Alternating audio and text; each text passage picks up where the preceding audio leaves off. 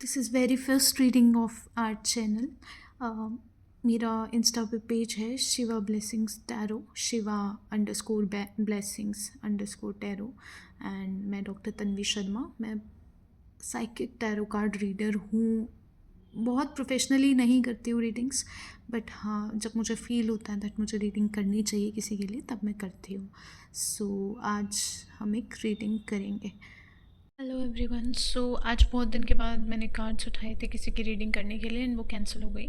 So I thought of doing a reading, random reading. मुझे topic समझ नहीं आया तो आई आस्क्ड कार्ड्स ओनली।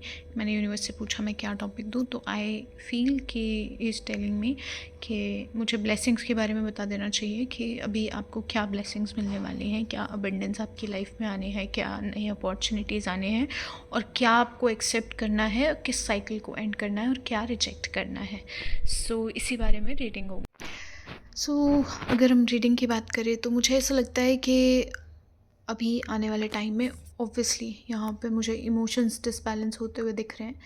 आप नोटिस करेंगे कि यहाँ पे अबंडेंस का कार्ड आ रहा है। सो साइकिल किस तरीके से यहाँ तक पहुँचेगा, मुझे जो समझ में आ रहा है वो ये है दैट कुछ टाइम के लिए इमोशंस डिसबैलेंस होंगे। आप बहुत रूड हो सकते हैं, बहुत स्टक्ड फील कर सकते हैं, बहुत ज़िद्दीपना दिखा सकते हैं, कहीं स्टक होके कुछ समझ नहीं आएगा क्या करे क्या नहीं करे, ऐसा लग रहा है कि कोई काम ख़राब कर रहा है।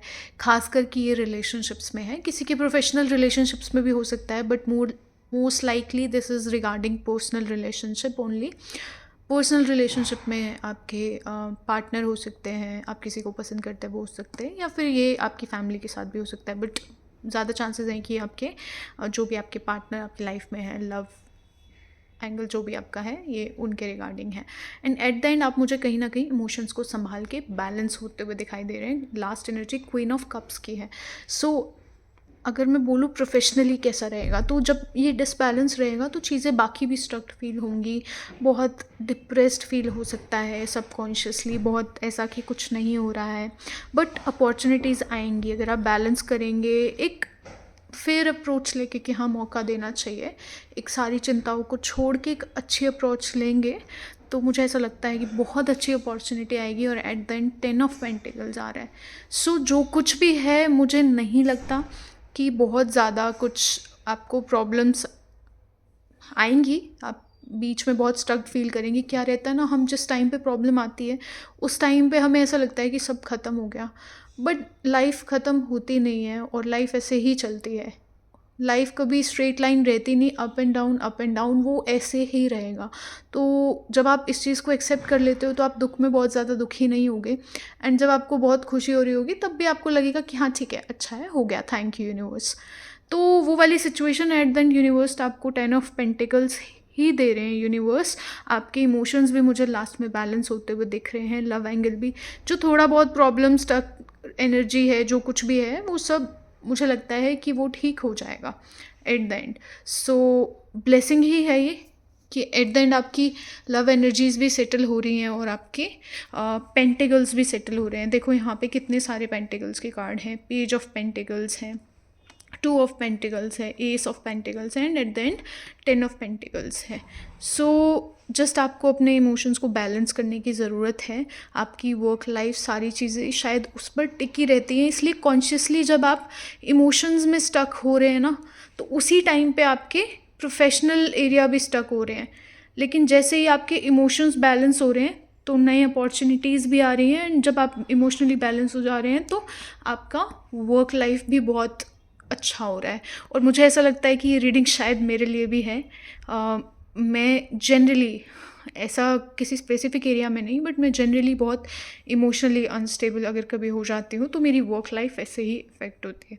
सो ये थी आपके लिए रीडिंग आज की। ये बहुत ही रैंडम रीडिंग थी, बस आई फेल्ट लाइक कि मुझे एक रीडिंग कर देनी चाहिए, क्योंकि मैंने कार्ड्स उठाए थे किसी की रीडिंग करने के लिए। तो ठीक है, all the best to you all, thank you.